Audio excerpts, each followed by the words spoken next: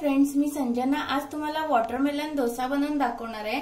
त्यासाठी मी इथे हे एक मोठा ग्लास भरून तांदूळ भिजत घातलेले आहेत 5-6 तास। त्यानंतर आपल्याला लागणार आहे 1.5 वाटी हा कलिंगडाचा पाटचा जो पोर्शन असतो व्हाईट, आपण हा फेकून देतो, तो फेकून न देता आपण हा यूज केलेला आहे आज। त्यानंतर पाव वाटी पोहे लागणार आहेत, हे जाडे पोहे आहेत।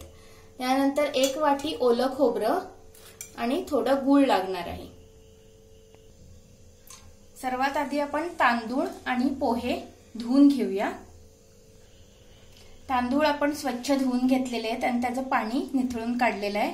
पोहे पण मी धुवून घेतलेले आहेत आणि आता बघा मऊ झालेले आहेत। हे पण आपण आता सगळं तांदळामध्ये घालूया।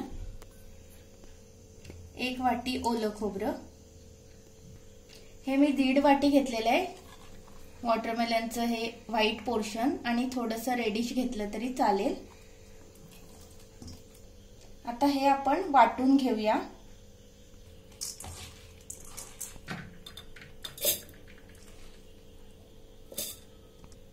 आता ह्याच्यात आपल्याला पाणी बघून घालायला लागणार आहे। पहिली आपण असंच वाटून घेऊया, कारण का वॉटरमेलनच्या जे पीसेस आहेत त्याला पाणी सुटतं। मी आधी जस्ट असंच वाटून घेतलेलं आहे। थोडंसं पाणी आपल्याला लागणार आहे, अगदी बघून घालायचंय, खूप पातळ नाही करायचंय। आता फाईन पेस्ट करून घेऊया आणि बाकीचं पण मी तसंच वाटून घेते। तर आपलं वाटून झालेलं आहे तांदूळ वगैरे, पीठ रेडी झालेलं आहे। त्यामध्ये मी 3 टीस्पून किसलेलं गूळ घालते। आता हे हाताने व्यवस्थित मिक्स करायचंय पिठामध्ये। गूळ घालून व्यवस्थित मिक्स केलेलं आहे। तुम्ही बॅटरची कन्सिस्टन्सी बघू शकता, आपण डोसाचं बॅटर असतं तशाप्रमाणे ठेवायचं आहे।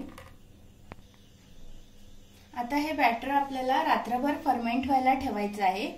आता मी ह्यावर एक जड असा तवा झाकून ठेवते, म्हणजे व्यवस्थित फर्मेंट होऊन येतं पीठ।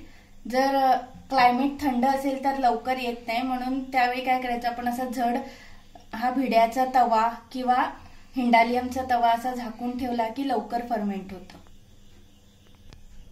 तवा ठेवल्यावर त्यावर असं एक ताट मी उलट झाकून ठेवलेलं आहे।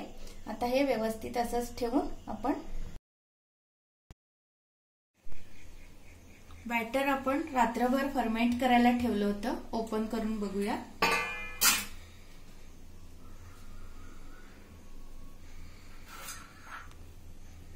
व्यवस्थित फर्मेंट झालेलं आहे। आता यामध्ये थोडं चवीपुरतं मीठ घालूया। आता मी भिडं तापत ठेवलेलं आहे, थोडंसं तेल लावून घेऊया। आता आपण डोसा घालूया। साईज तुम्ही हवी तशी करू शकता, मी मीडियम अशी छोटीच करते। तुम्ही बघू शकता ह्याला छान झाळी पडायला लागली आहे। मीडियम फ्लेम ठेवायची आहे।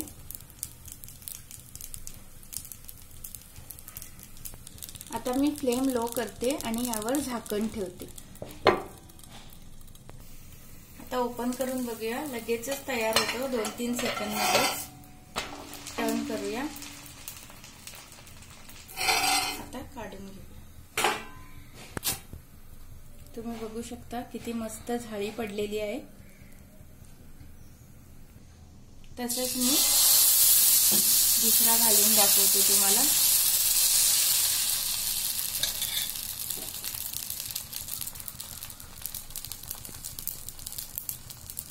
झाळी पडायला लागल्यावर आपण फ्लेम लो करून झाकण ठेवायचं।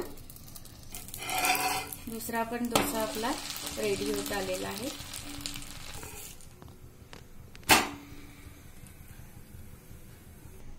तसेच मी बाकीचे सगळे करून घेते।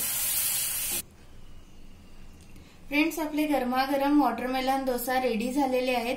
ही एक कारवारची स्पेशल डिश आहे, काही भागात केली जाते, सगळ्यांनाच माहिती नाहीये ही। तर तुम्हाला ही रेसिपी कशी वाटली नक्की सांगा आणि तुम्ही पण नक्की ट्राय करून बघा। चटणी बरोबर किंवा सांबार बरोबर तुम्ही हे डोसा खाऊ शकता।